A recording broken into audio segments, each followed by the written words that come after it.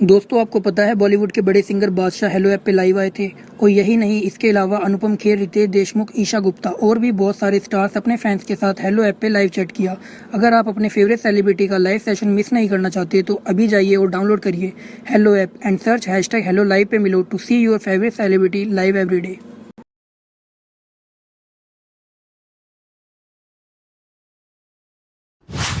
रमा अपने बेटे चंदन के साथ चतरपुर गांव में रहती थी। चंदन एक खूबसूरत नौजवान था। गांव की सारी लड़कियां उसे बहुत पसंद करती थी। एक दिन चंदन पर शिवानी की नजर पड़ी और उसे चंदन से पहली नजर में ही प्यार हो गया। चंदन को भी शिवानी बहुत पसंद आई। कुछ ही दिनों में उनकी शादी हो गई। शिवानी की एक सच्चाई ये भी थी कि वो एक इच्छाधारी नागिन थी। रमा को चंदन की ये बात पसंद नहीं आई कि उसने अपनी मर्जी से शादी की, इसलिए रमा शिवानी को पसंद नहीं करती थी। बहू, मैं सत्संग में जा रही हूँ, तो घर का सारा काम संभाल लेगी ना? जी सासू माँ, आप चिंता मत कीजिए, आप आराम से सत्संग में जाइए, मैं घर का सारा काम कर लूंगी। हाँ तो ठीक है, सारे काम निपटा लेना।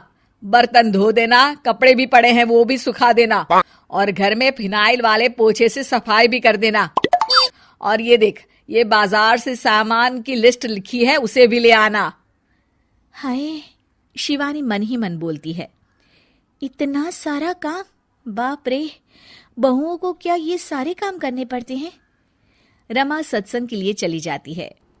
शिवानी झाड़ू लेकर आती है और फिर सोचने लगती है, अब जब बहू बनी हूं तो इंसानों की तरह ही मुझे सारी जिम्मेदारियां निभानी चाहिए। पहले मार्केट जाकर सामान ले आती हूँ, फिर घर का काम कर लूंगी। शिवानी इच्छाधारी नागिन होने के बावजूद भी अपनी शक्तियों का इस्तेमाल ना करते हुए घर का सारा काम खुद ही करने में लग जाती है। थोड़ी देर बाद उसे बहुत थकान महसूस होती है। उफ़ो, एक बहू को इतना सारा काम करना पड़ता है। इसका पता होता तो कभी शादी ही नहीं करती। बाप रे। घर के काम करते करते उसकी कब आंख लग जाती है उसे पता ही नहीं चलता। शाम को जब उसकी सास के आने का वक्त हो जाता है, दरवाजे की घंटी बजती है और शिवानी की नींद टूट जाती है।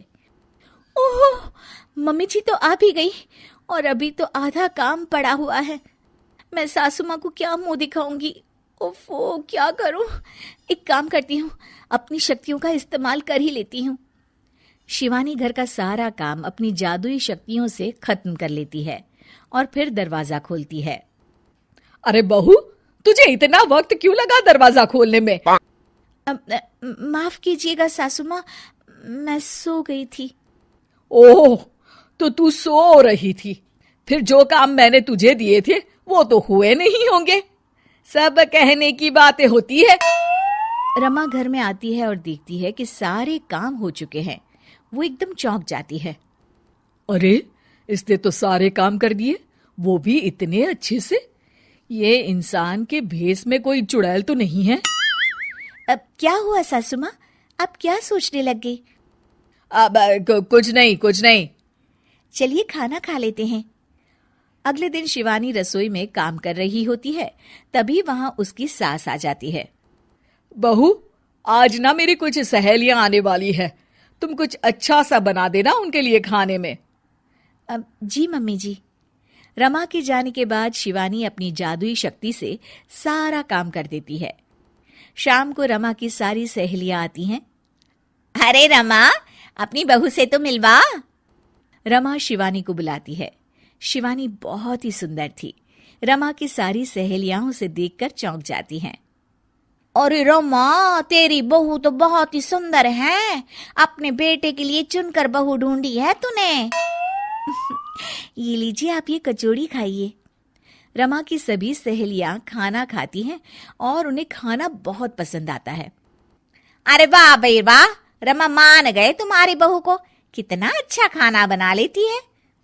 उस दिन पूनम की रात होती है और शिवानी घर के कामों में इतनी उलझी रहती है कि उसे याद ही नहीं रहता कि हर पूनम की रात को वो अपने असली रूप में आ जाएगी। वो रसोई में काम कर रही होती है, तभी उसका असली रूप सामने आने लगता है। शिवानी ये देखकर घबरा जाती है। हे भगवान, मैं तो भूल ही गई थी कि आज पूनम की रात है। बाहर तो सासू माँ और उनकी सहेलियां आई हुई हैं। अब मैं क्या करूं?